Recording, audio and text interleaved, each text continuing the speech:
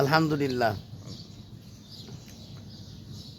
যদি কোনো ব্যক্তি ফরজ নামাজের পড়েন ইয়া নূর 21 বার পাঠ করেন, আল্লাহ পাক রব্বুল আলামিন তার চোখের দুটি বাড়াইয়ে দিবি, বলেন সুবহানাল্লাহ।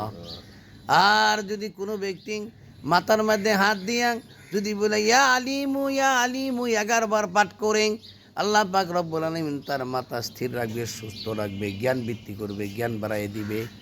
আর যদি কোনো ব্যক্তি 3 নাম্বারে হলো কোনো ব্যক্তি যদি ফেডের মধ্যে হাত দিয়া ইয়া বাতিনু 21 বার পাঠ করবে, আল্লাহ পাক রব্বুল আলামিন তার পেটকে সুস্থ রাখবে, বলেন আলহামদুলিল্লাহ।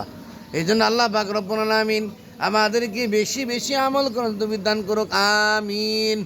আসসালামু আলাইকুম ওয়া রাহমাতুল্লাহি ওয়া বারাকাতুহু। ওয়ালাইকুম আসসালাম ওয়া রাহমাতুল্লাহি ওয়া বারাকাতুহু।